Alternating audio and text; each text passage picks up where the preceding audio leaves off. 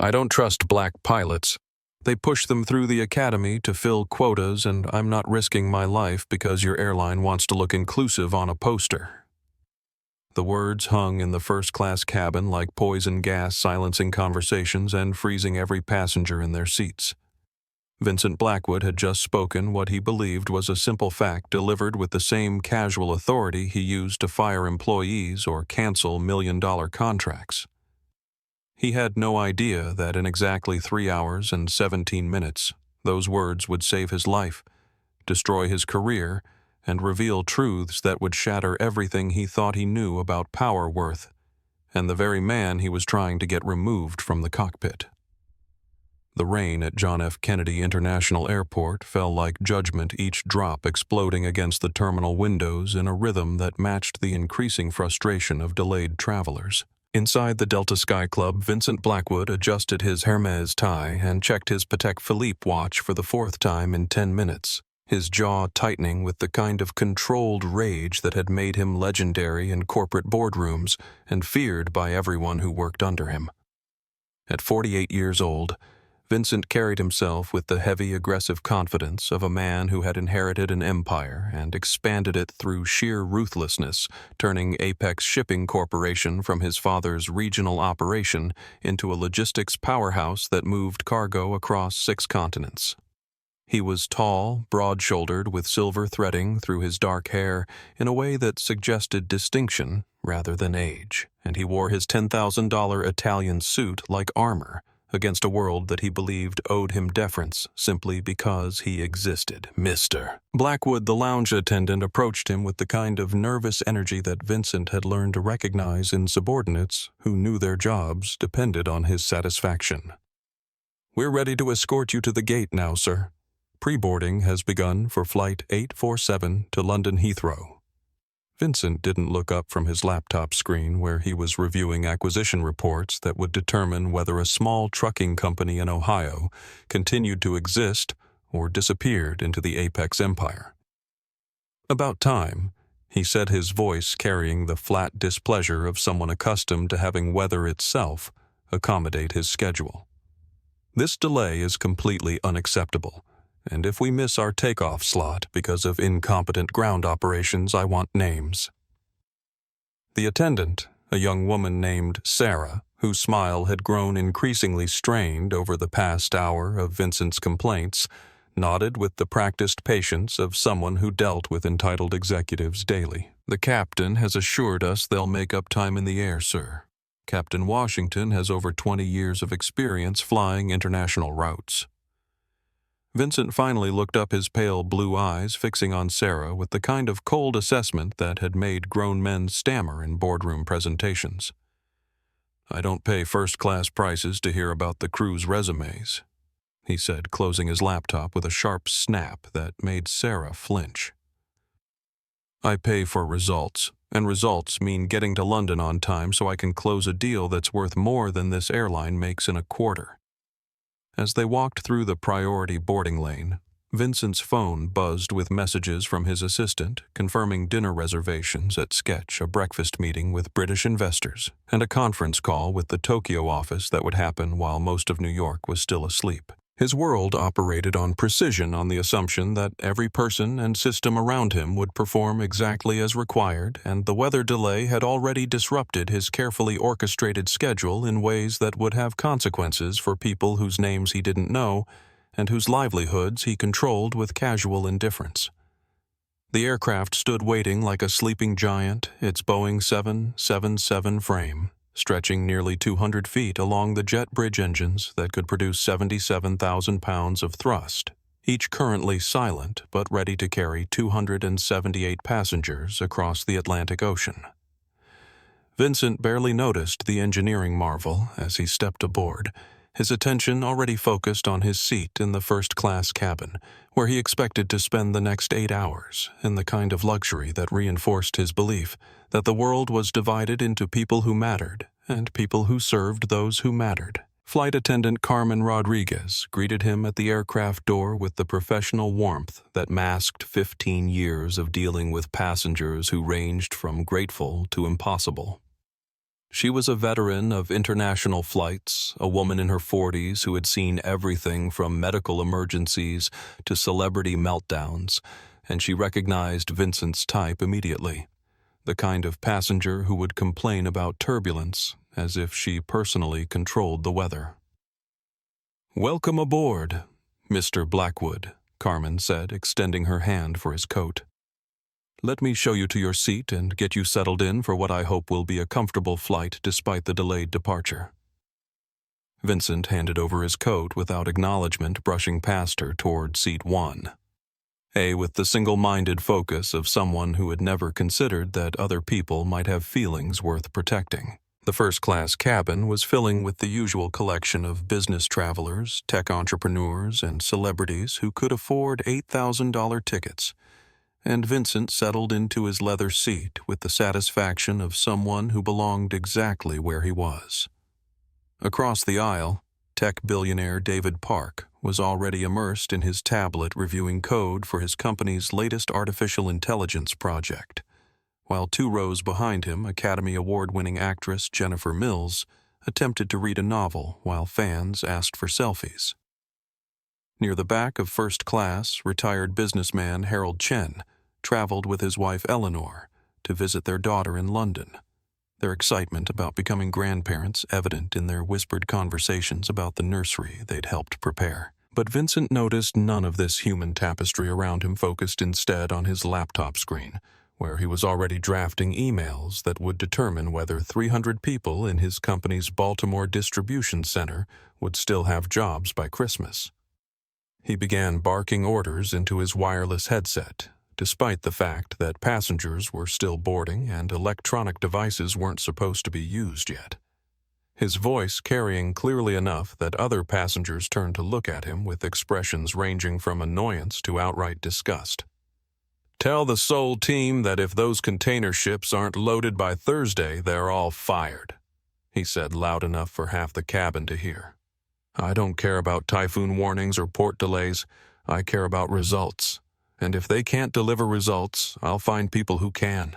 Vincent hung up his call and looked around the first-class cabin with the proprietary satisfaction of someone who believed he was among his natural peers, settling back into his seat as the final passengers found their places and flight attendants began their safety preparations.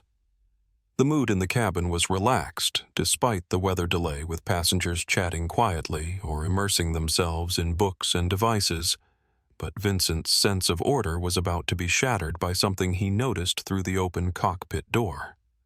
The flight deck was visible from his seat in 1A, and as Vincent glanced toward the front of the aircraft, he saw the pilots going through their pre-flight procedures with the methodical precision that had made commercial aviation the safest form of travel ever invented. The first officer was young blonde, clearly competent as he reviewed checklists and communicated with ground control, but it was the captain who caught Vincent's attention and triggered something dark and poisonous in his worldview. Captain Isaiah Washington was a tall, broad-shouldered man in his early 40s with graying temples that spoke of experience and laugh lines around his eyes that suggested someone who found joy in his work despite its enormous responsibilities.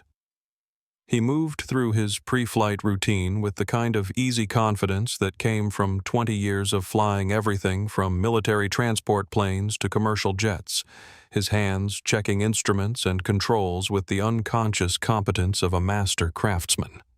But Vincent didn't see competence or experience when he looked at Captain Washington. Instead, he saw disruption to his assumptions about who belonged in positions of authority, and his mind immediately began constructing explanations that would preserve his prejudices rather than challenging them.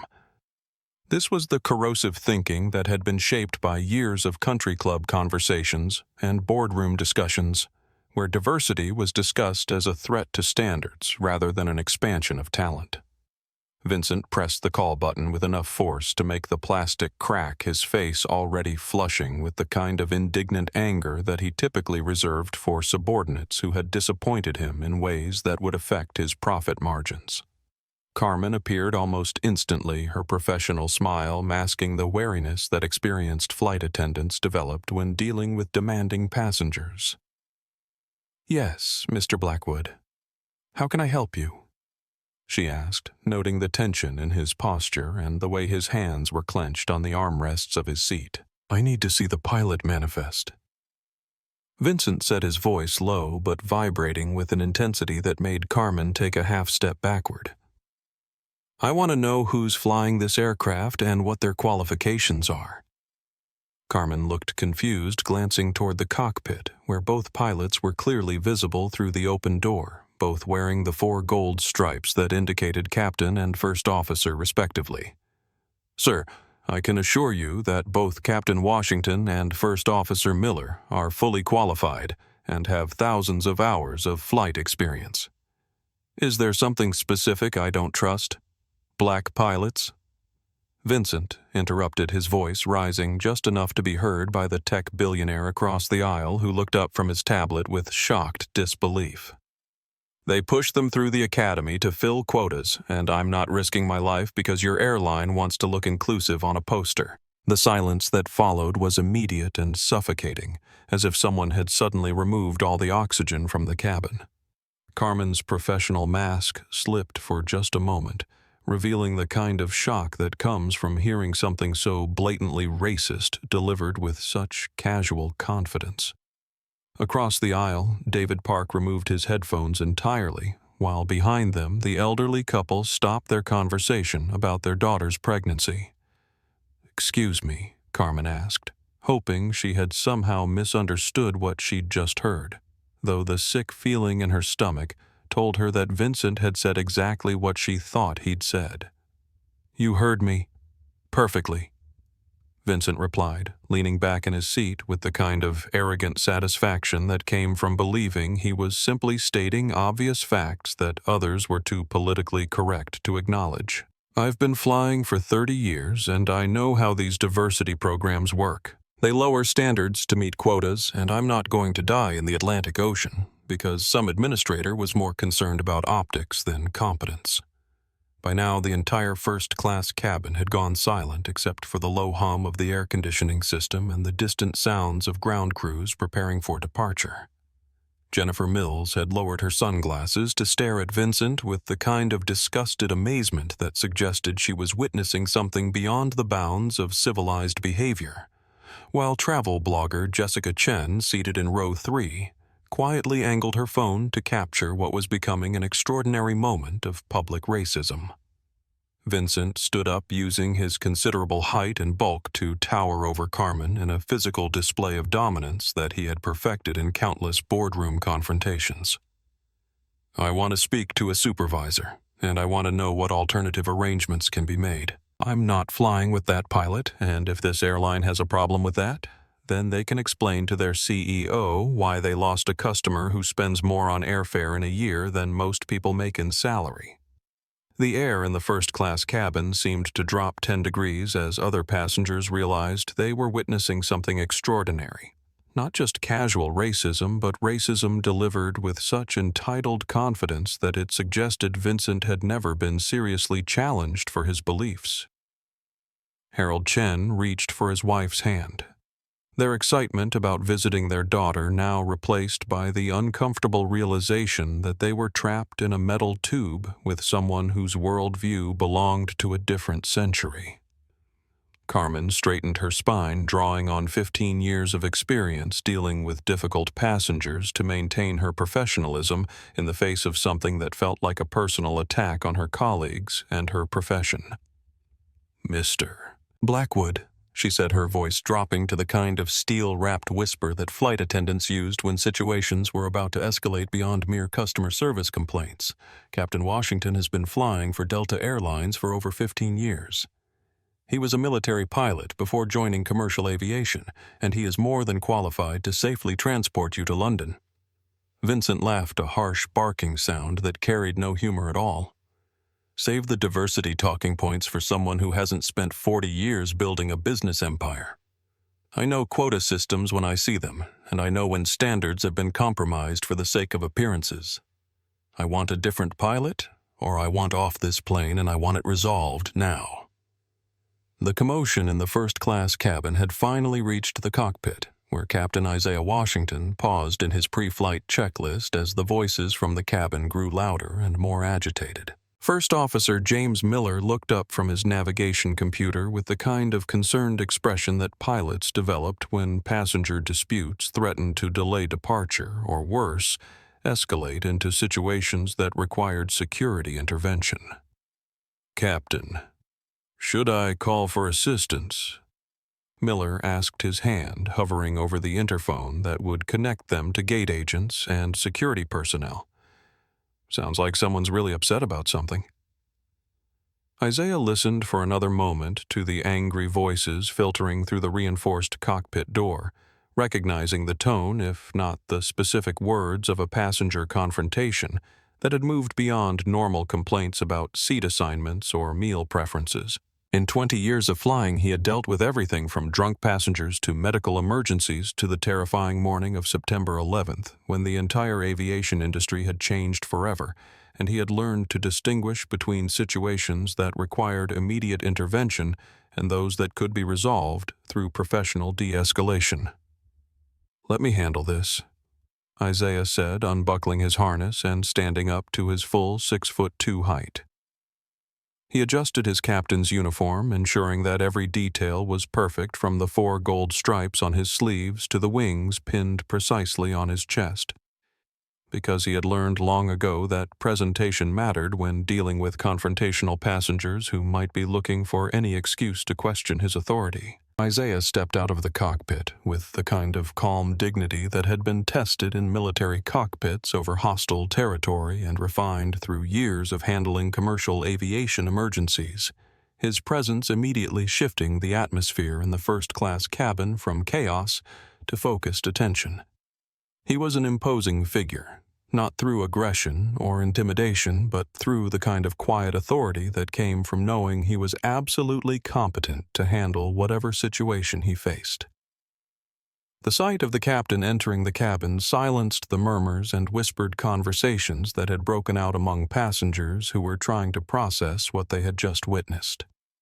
Vincent was still standing in the aisle, red-faced and clutching his phone, looking like a man who had expected his demands to be met immediately and was frustrated by any resistance to his will. "Is there a problem here?"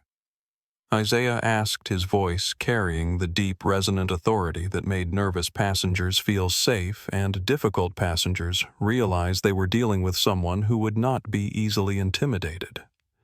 Vincent puffed out his chest in the way that successful bullies do when they encounter resistance, preparing to deploy the same tactics that had worked for him in countless business confrontations, where his wealth and position had given him advantages over people who couldn't afford to lose their jobs. "Yes, there's a problem," he said, pointing an accusatory finger toward Isaiah as if he were a prosecutor making his case to a jury. "I was just explaining to your flight attendant that I'm not comfortable with you flying this aircraft." Isaiah didn't react with anger or defensiveness, instead studying Vincent with the kind of clinical calm that experienced pilots used when assessing weather conditions or mechanical problems, situations that required clear thinking rather than emotional responses. "And why is that Mr.?" Blackwood Vincent replied, his voice carrying the expectation that his name would mean something, that it would carry weight and demand respect. "Vincent Blackwood of Apex Shipping Corporation, and I think you're a diversity hire who doesn't have the qualifications to safely operate a commercial aircraft." A gasp went through the cabin as Vincent's racism became explicit and undeniable, no longer hidden behind corporate euphemisms or subtle implications. Jessica Chen shifted her phone slightly to capture the exchange more clearly, while David Park stared at Vincent with the kind of amazement that suggested he was witnessing a prehistoric creature that had somehow survived into the modern era. Isaiah smiled, but it wasn't a warm expression. It was the smile of someone who had heard these particular insults before and had learned to respond with grace rather than anger. Partly because anger would have confirmed the stereotypes that men like Vincent carried, and partly because he had been taught by his father that dignity was the most powerful response to racism. "Mr. Blackwood," Isaiah said, his voice carrying to every passenger in first class and several rows into business. "I graduated at the top of my class from the United States Air Force Academy. I flew F-16 fighter jets in combat operations over Iraq and Afghanistan, and I have logged over 18,000 hours of flight time in everything from single-engine trainers to commercial aircraft exactly like this one.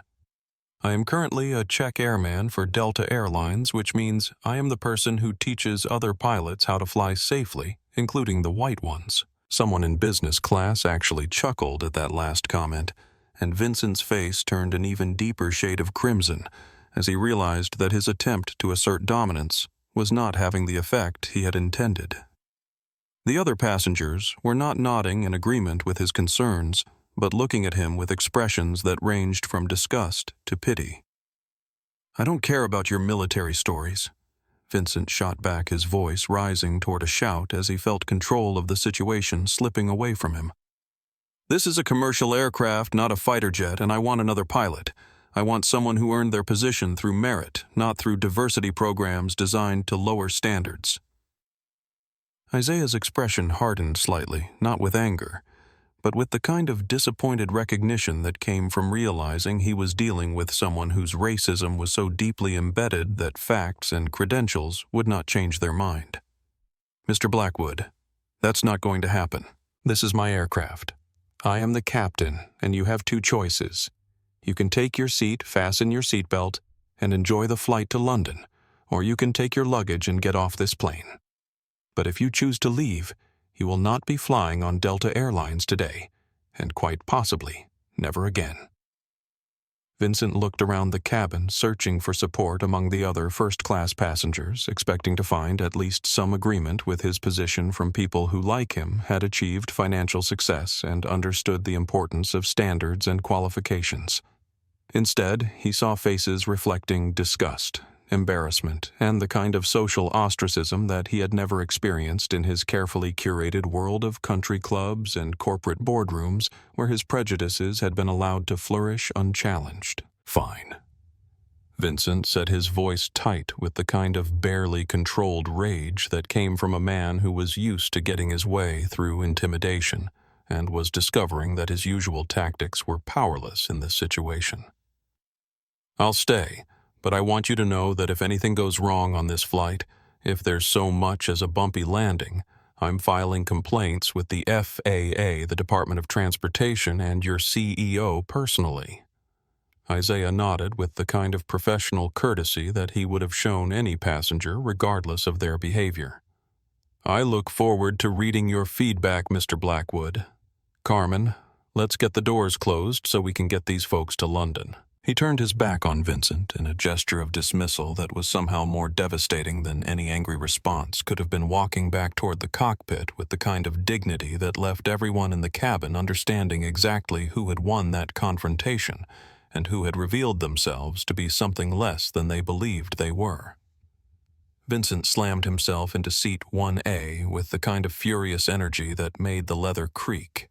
In protest, his face still flushed with humiliation, as he realized that his attempt to assert authority had not only failed, but had left him looking like exactly what he was, a racist who had been calmly and professionally dismantled by the man he had tried to demean.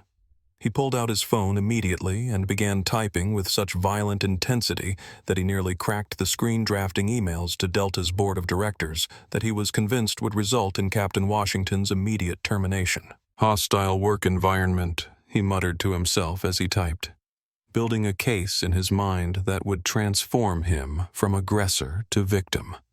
Reverse discrimination, unprofessional conduct, creating unsafe conditions through divisive policies.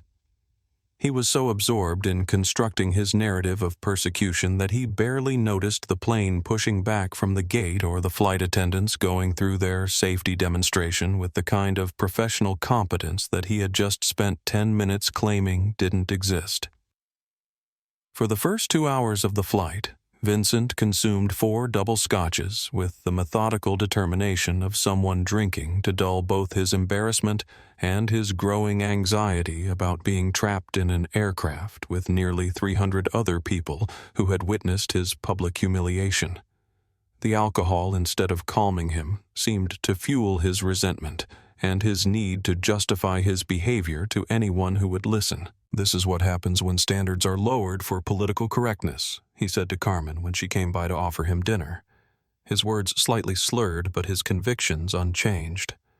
"Mark my words, when we hit turbulence or encounter any kind of emergency, you'll see what happens when affirmative action meets real-world requirements."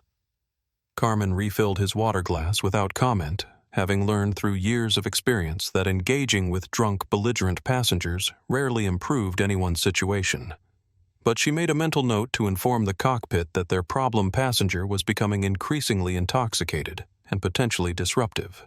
The irony of Vincent's prediction became apparent exactly 2 hours and 37 minutes into the flight when the Boeing 777 encountered something that no amount of skill, experience, or training could have prevented: a catastrophic failure of the aircraft's hydraulic systems, combined with severe clear air turbulence that turned the passenger cabin into a test of everyone's courage and character.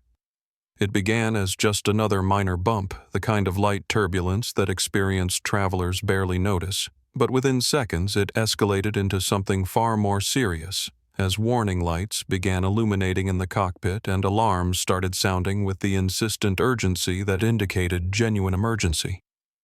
The aircraft suddenly dropped what felt like 1,000 feet in a matter of seconds, though it was actually only a few hundred, sending passengers who weren't wearing seatbelts tumbling through the cabin and turning serving carts into projectiles. Vincent's Scotch glass shattered against the window as he was thrown against his seatbelt with enough force to bruise his ribs, and for a moment the only sound in the cabin was the terrifying groaning of metal under stress and the sharp intakes of breath from passengers who had just experienced the stomach-dropping sensation of an aircraft falling out of controlled flight. "What the hell was that?" Vincent shouted, his voice carrying clearly through the now silent cabin as passengers tried to process what had just happened. "I told you this would happen. I told you he wasn't qualified."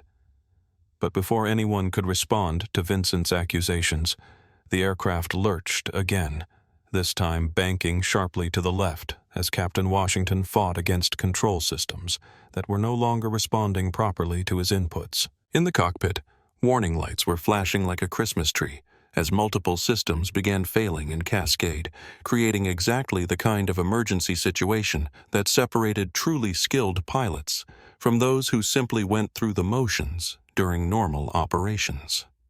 Hydraulic pressure dropping in all 3 systems.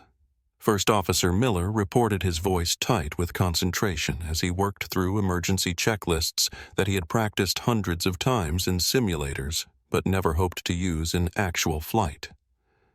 "Primary flight controls are becoming unresponsive."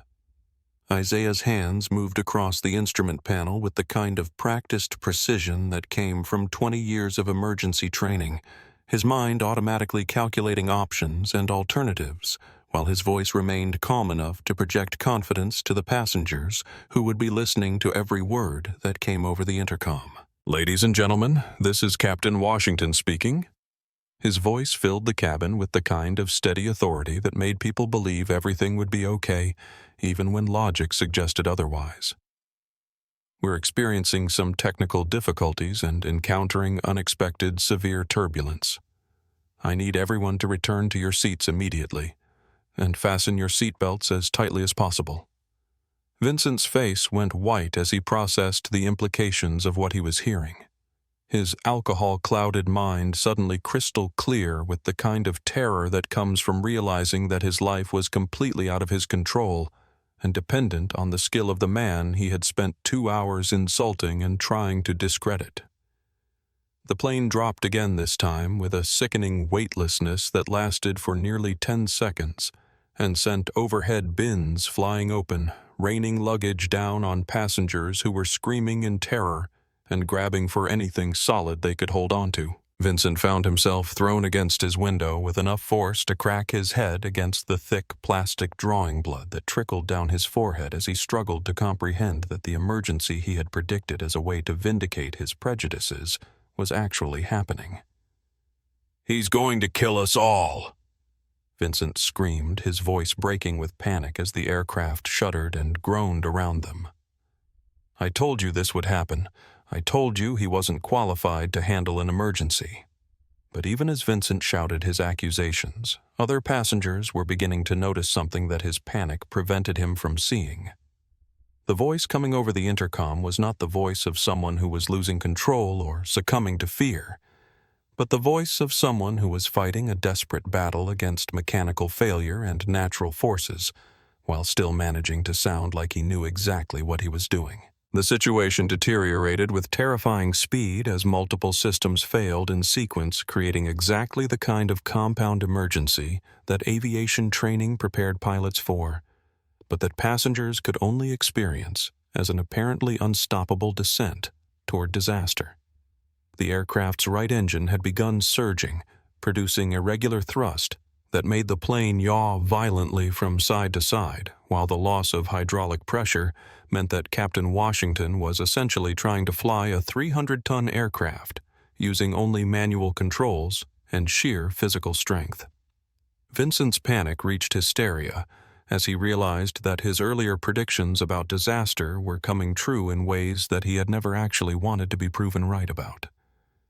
"This is what happens," he screamed, his voice barely audible over the sound of rushing wind and groaning metal as the aircraft fought against forces that seemed determined to tear it apart. "This is what happens when you hire people based on diversity instead of competence." But what Vincent couldn't see from his passenger seat was the extraordinary display of skill and composure taking place in the cockpit where Captain Washington was drawing on every hour of his 20 years of flight experience to maintain control of an aircraft that most pilots would have lost within minutes of the initial system failures. His hands moved across the instrument panel with practiced precision, while his feet worked the rudder pedals to counteract the asymmetric thrust from the failing engine. "James, I need you to declare an emergency with air traffic control and request vectors to the nearest suitable airport," Isaiah commanded, his voice steady, despite the fact that he was fighting the aircraft's controls with every muscle in his body.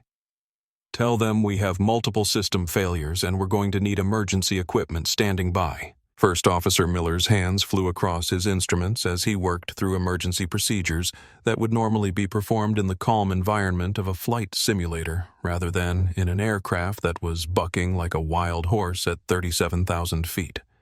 "Mayday, Mayday, Mayday," he broadcast to air traffic control. "Delta 847 declaring emergency, multiple hydraulic failures, requesting immediate clearance to nearest suitable airport." The response from air traffic control came back immediately, the controller's voice betraying none of the stress he must have felt as he realized he was dealing with a genuine aviation emergency. "Delta 847.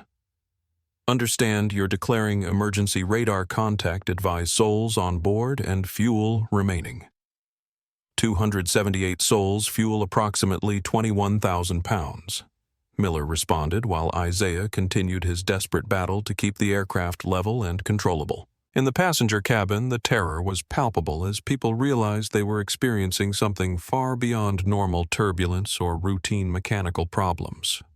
Oxygen masks had dropped from the ceiling, creating a forest of yellow plastic cups, swinging wildly as the aircraft pitched and rolled, and passengers who had been calm and confident just minutes earlier were now praying, crying, and holding hands with complete strangers. Vincent had stopped screaming and was now muttering a stream of barely coherent accusations and prayers, his face pale and his hands shaking as he gripped his armrests with enough force to leave permanent marks in the leather. "I don't want to die," he whispered. His earlier bravado completely evaporated in the face of genuine mortal terror. "I don't want to die like this." Captain Washington's voice filled the cabin again, and despite the strain in his tone, there was something in his delivery that cut through the panic and gave people something to hold on to. "Ladies and gentlemen, we are dealing with serious mechanical difficulties, and I'm going to be completely honest with you about our situation. We have lost most of our hydraulic systems which control our flight surfaces, and we're going to need to make an emergency landing." The pause that followed seemed to last forever, filled only by the sound of the aircraft's struggling systems and the quiet sobbing of passengers who were facing the possibility that they might not survive the next hour. "I want you to know that I have trained for this situation my entire career." Isaiah continued, his voice growing stronger rather than weaker as he accepted the full weight of responsibility for the lives of everyone on board. My crew and I are going to do everything possible to get you safely on the ground, but I need everyone to follow instructions exactly and trust that we know what we're doing. Vincent looked around the cabin at the faces of his fellow passengers, seeing his own terror reflected in their expressions, but also seeing something else. A growing sense of confidence in the man who was speaking to them, a belief that despite the desperate nature of their situation, they were in the hands of someone who was not going to give up or lose control no matter how bad things became. "We're diverting to Gander Airport in Newfoundland," Isaiah announced. "It's going to be a steep descent because we need to get down quickly, and the landing is going to be challenging because our normal landing systems aren't working properly. But I want everyone to remember that this aircraft was designed to handle emergencies. I have been trained to handle emergencies, and we are going to handle this emergency successfully."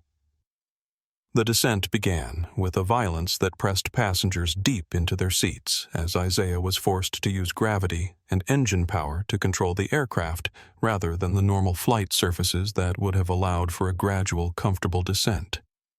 Vincent closed his eyes and found himself praying for the first time since childhood, his mind filled with images of his estranged children and the realization that he might die before he ever had the chance to repair the relationships he had damaged through years of prioritizing business over family. But as the aircraft plunged through clouds toward the invisible airport below, Vincent began to notice something that penetrated even his panic.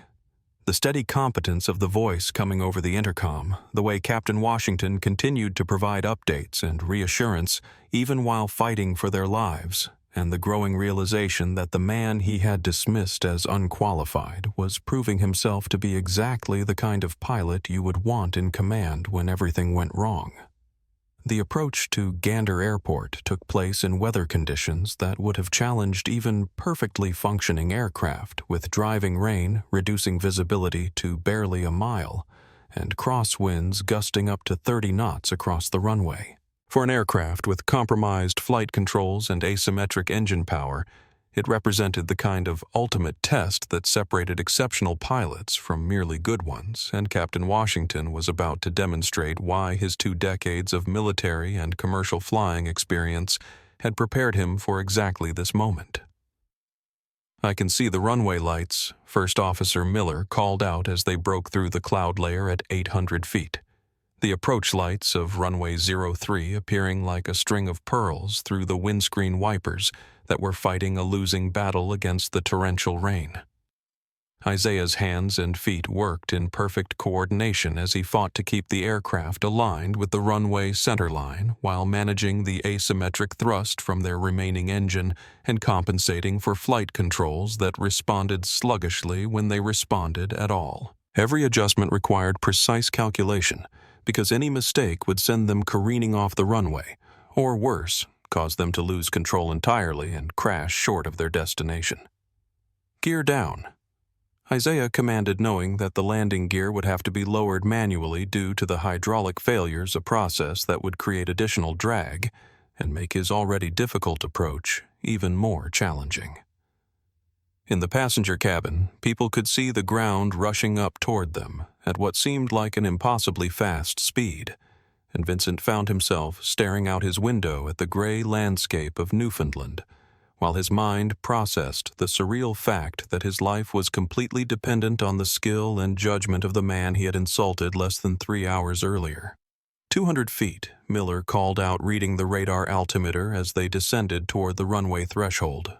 150, 150. Isaiah pulled back on the controls to flare the aircraft for landing, feeling the sluggish response of flight surfaces that were only partially under his command, and knowing that he would have exactly 1 chance to get the landing right, because there would be no opportunity for a go-around if he missed his target.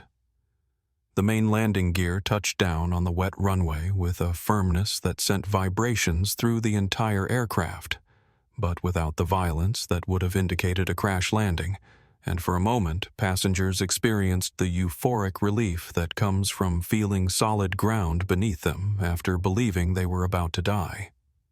But their ordeal wasn't over yet, as Isaiah immediately faced the challenge of bringing the aircraft to a stop on a runway that was slick with rain and with only limited braking capability, reverse thrust. Isaiah called out, engaging the thrust reverser on their remaining engine, while applying maximum braking pressure and fighting to keep the aircraft tracking straight down the runway centerline despite the asymmetric forces trying to pull them into a ground loop that would send them spinning off into the grass.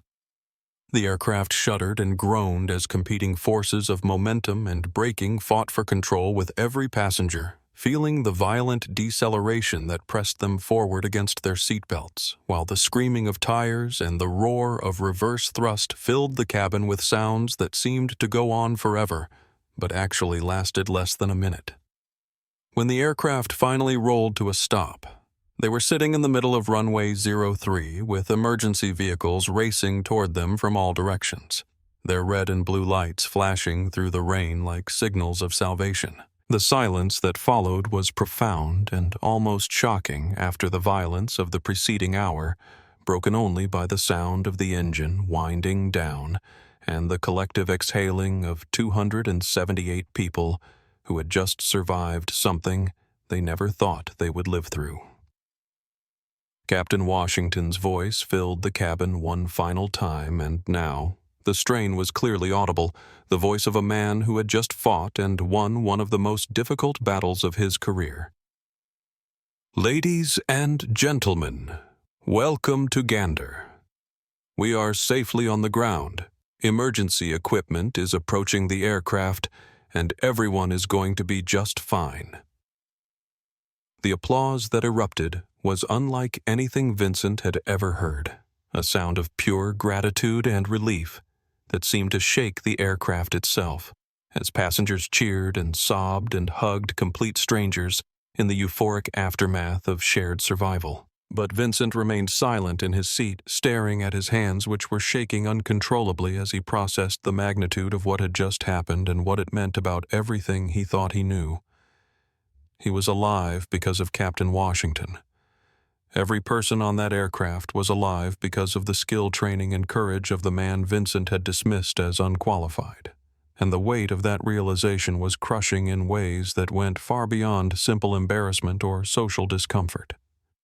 Captain Washington emerged from the cockpit looking exhausted and 10 years older than he had when they left New York. His uniform shirt soaked with sweat and his usually perfect appearance showing the strain of the most challenging flight of his career.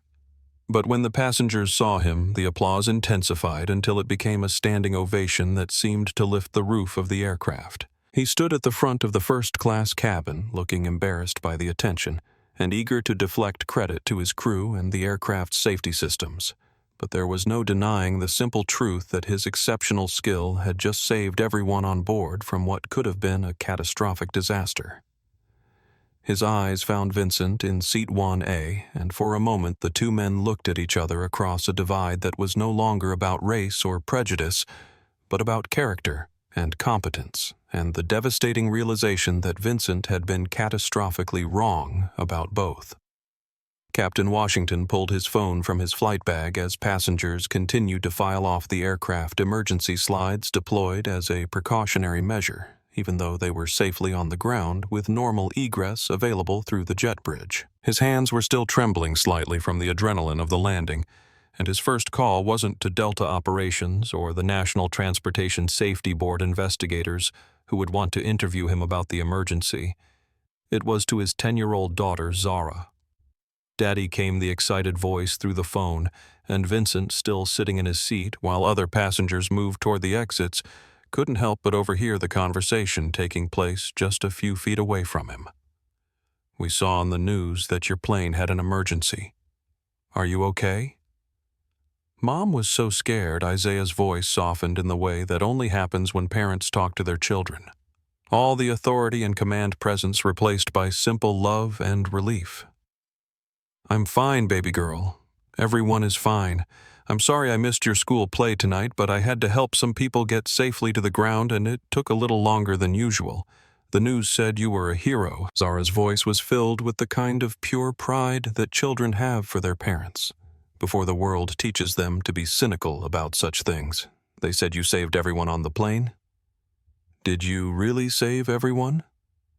Daddy, I just did my job, sweetheart, Isaiah replied, though Vincent could hear the emotion in his voice as the full weight of what had happened began to settle on him. But yes, everyone is safe, and I'll be home as soon as I can get another flight arranged.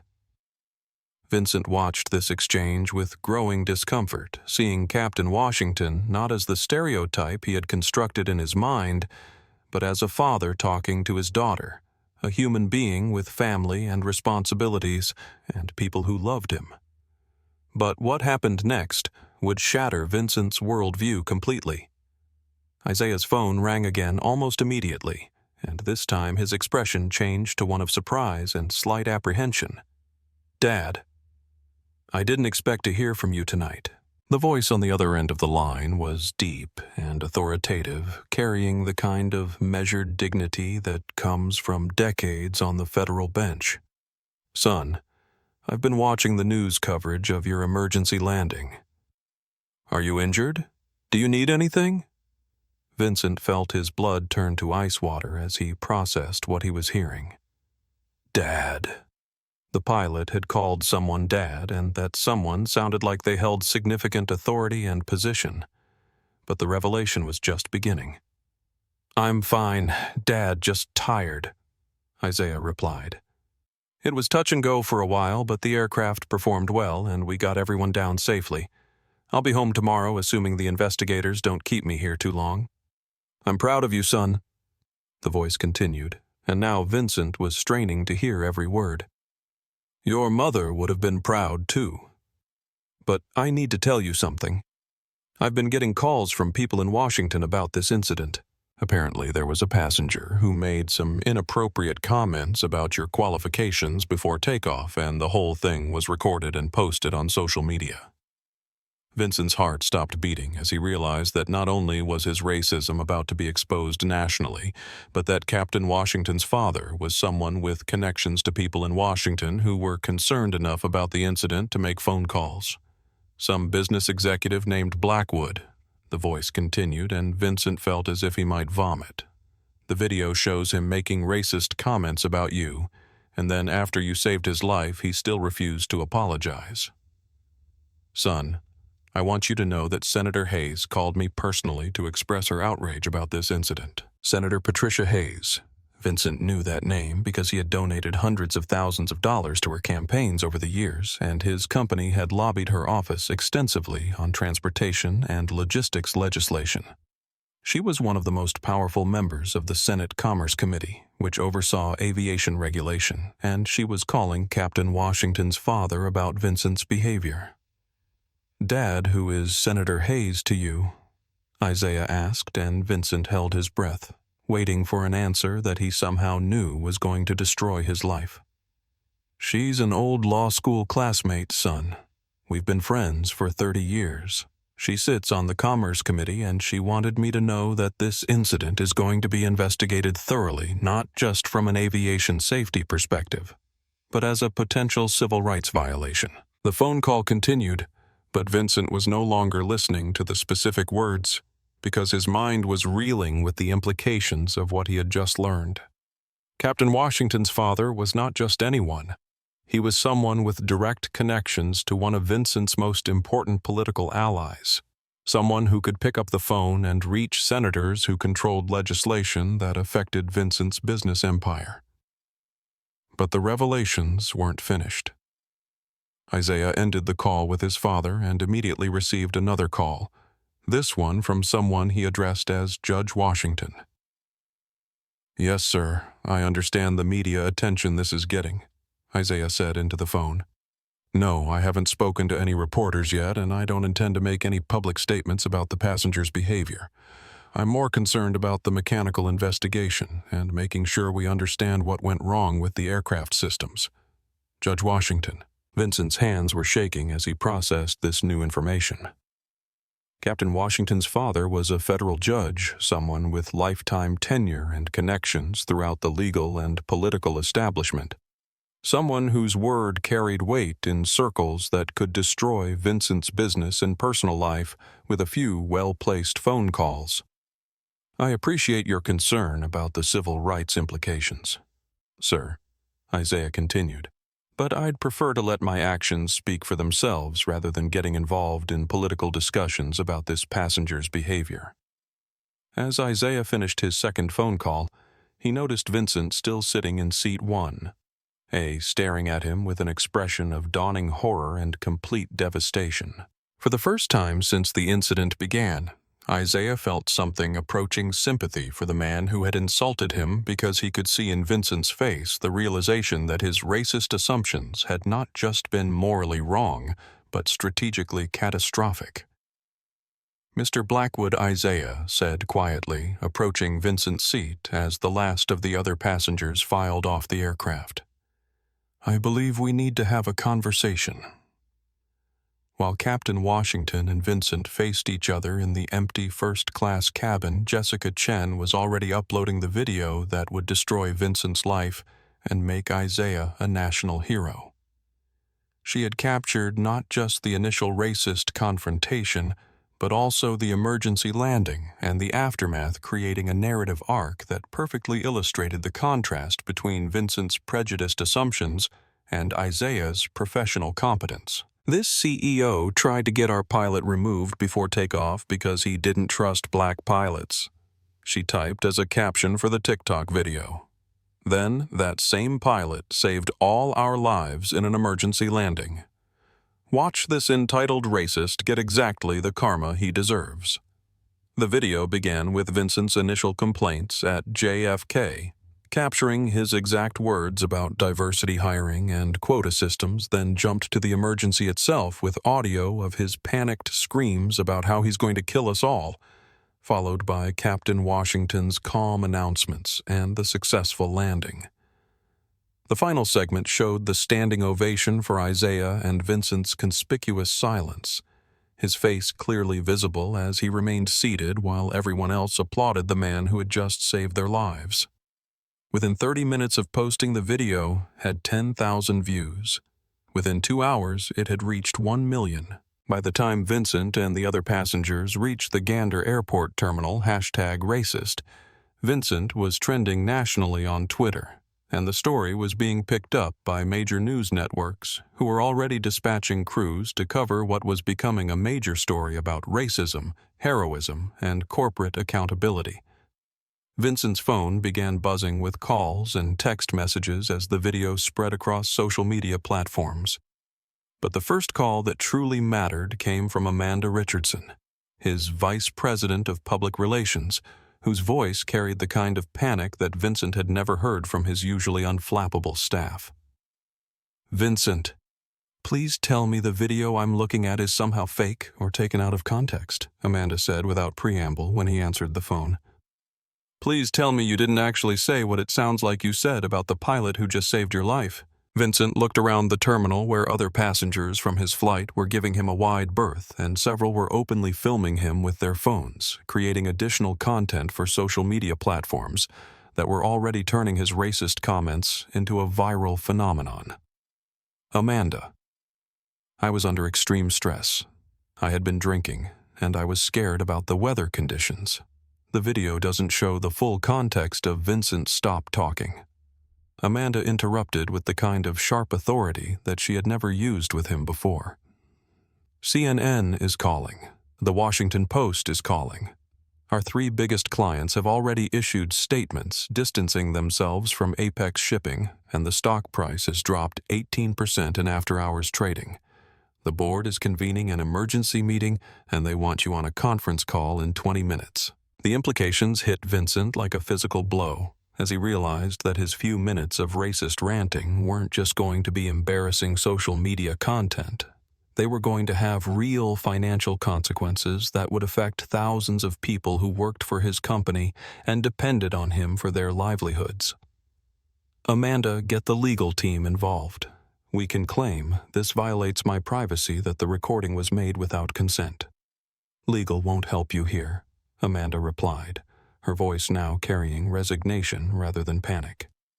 You made public statements on a commercial aircraft that were recorded by multiple passengers.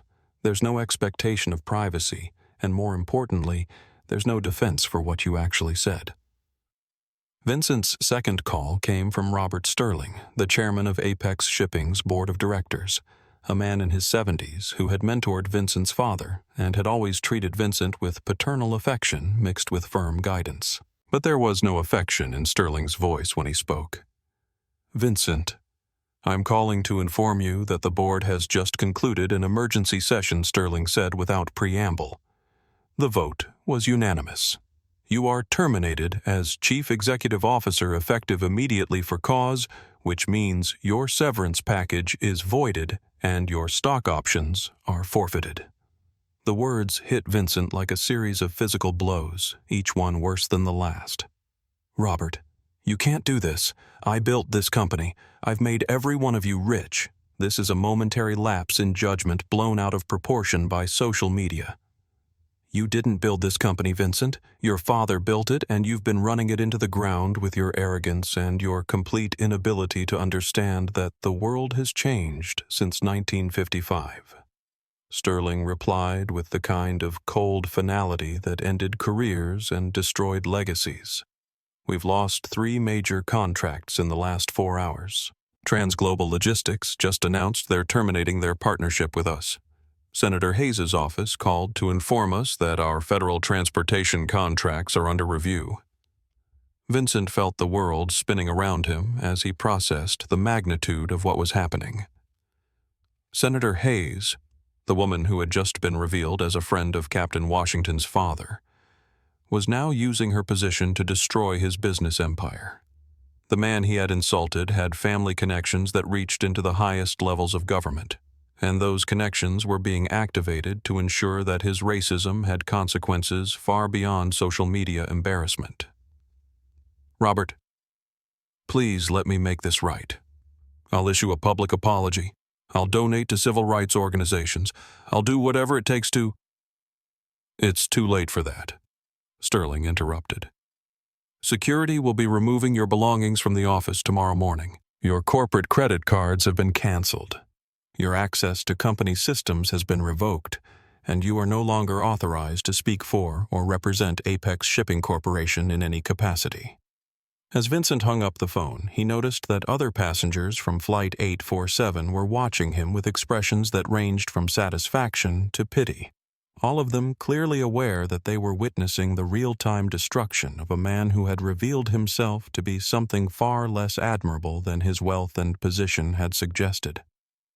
Captain Washington was across the terminal being interviewed by news crews who had already arrived to cover the story, his dignity and composure contrasting sharply with Vincent's obvious devastation. The Gander Airport terminal had become an unlikely stage for one of the most powerful confrontations between racism and grace that anyone present would ever witness as Captain Washington finished his brief interview with CNN and walked across the waiting area to where Vincent sat alone, surrounded by empty chairs as other passengers continued to avoid any association with the man whose racist comments had made him a pariah.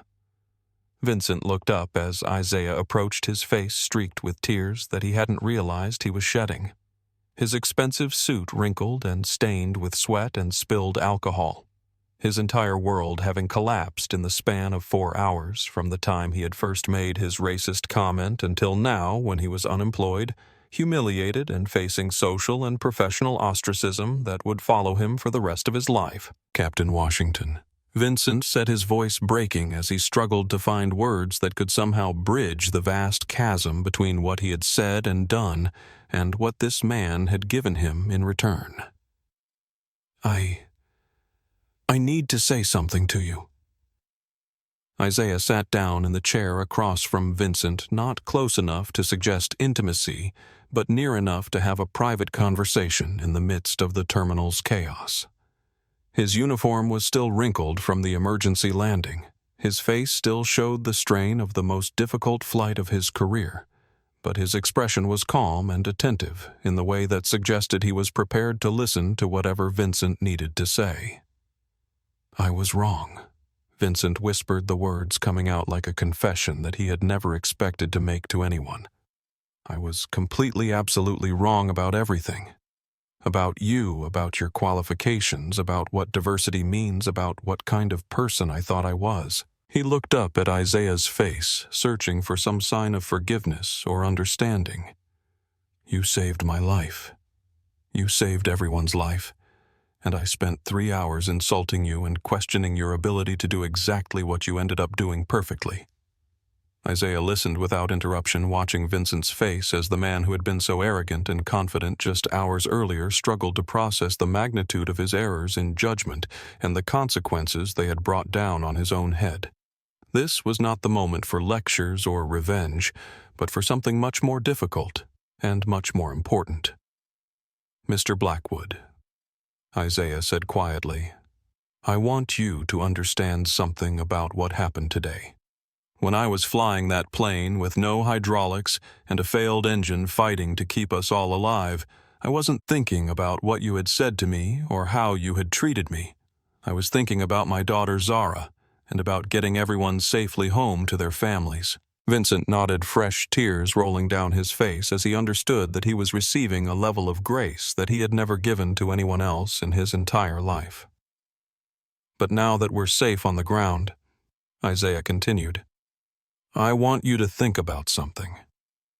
My daughter is 10 years old, and she's already starting to notice that some people look at her differently because of the color of her skin.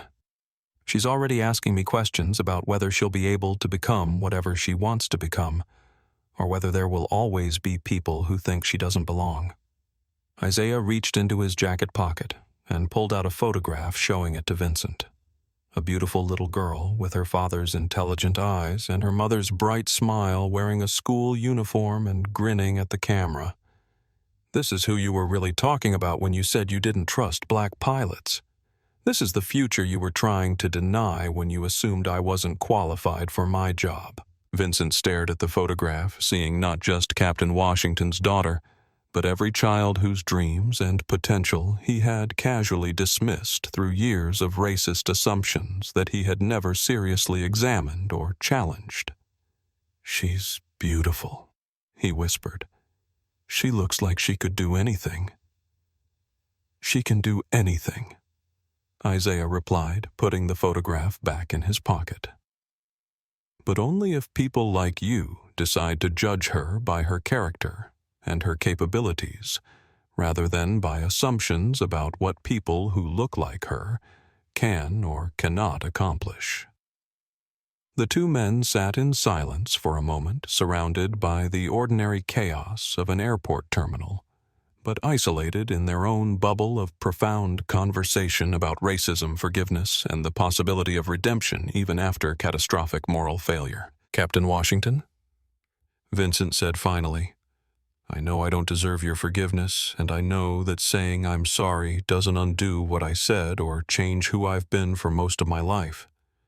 But I want you to know that I'm going to spend whatever time I have left trying to become someone who deserves to share the same world as your daughter." Isaiah stood up, extending his hand to Vincent in a gesture that was both formal and deeply personal. "Mr. Blackwood, I believe that people can change, but only if they're willing to do the hard work of examining their beliefs and their actions honestly. I hope you'll do that work, not because you owe it to me, but because you owe it to yourself and to everyone whose life you touch."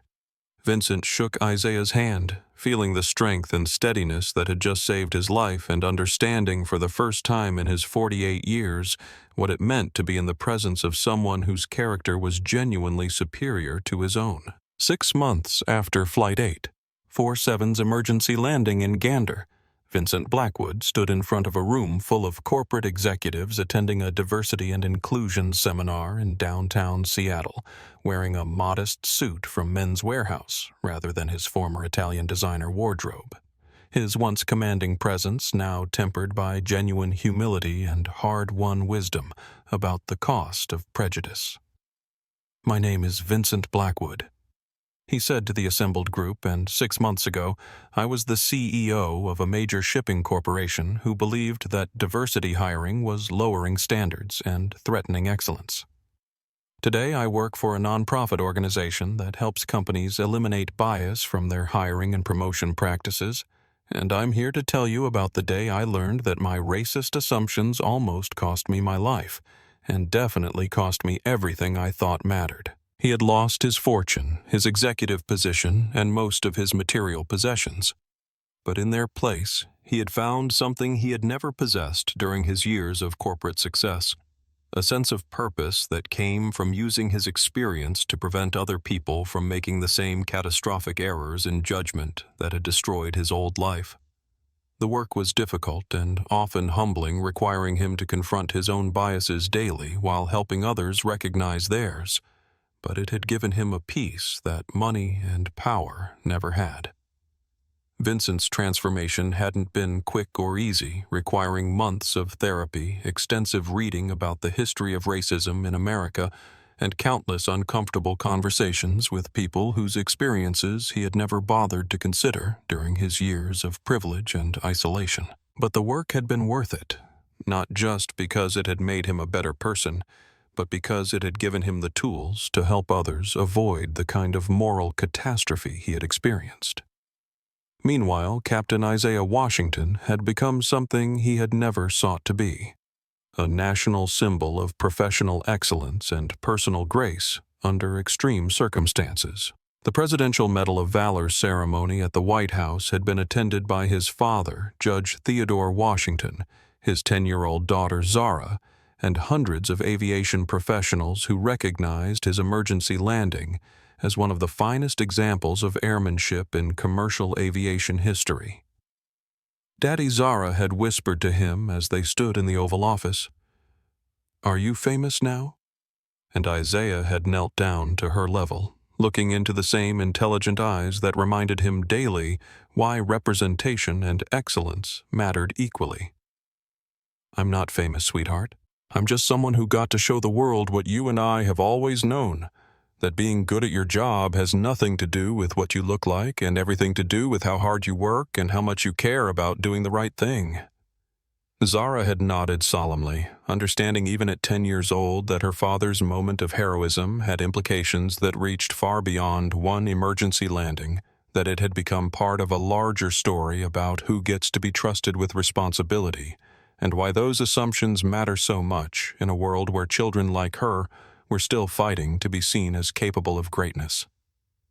The final chapter of this extraordinary story was written not in boardrooms or courtrooms, but in a simple exchange of Christmas cards, a tradition that had developed between two men whose lives had been forever changed by 3 hours and 17 minutes aboard Delta Flight 847. Vincent's card to Isaiah was always handwritten, always brief, and always focused on gratitude rather than self-pity. "Thank you for saving my life and showing me who I needed to become." Isaiah's response was equally simple, but carried the weight of genuine forgiveness. "Thank you for doing the work to become that person." This small ritual represented something profound about the possibility of redemption and the power of grace to transform even the most entrenched prejudices into opportunities for growth and understanding. Vincent's public humiliation had become a catalyst for private transformation, while Isaiah's moment of heroism had created ripple effects that extended far beyond aviation safety into conversations about bias, excellence, and the dangerous assumptions that too often shape who we trust with our lives and our futures. Their story had become a reminder that character reveals itself most clearly in moments of crisis, and that even the most devastating moral failures can become the foundation for genuine change if we have the courage to face the truth about ourselves and the wisdom to accept grace when it's offered. Thank you for watching this incredible story of redemption, courage, and the power of human dignity under pressure. If this video opened your eyes to how prejudice can blind us to the very people who might save our lives, please hit that like button to help us reach more people with this important message. Subscribe to our channel for more inspiring stories about ordinary people doing extraordinary things in moments that test their character. And don't forget to ring the bell so you never miss these powerful reminders that we all have the capacity for both tremendous failure and remarkable growth. Share this story with someone who needs to hear that it's never too late to examine our assumptions and choose to become better than we've been.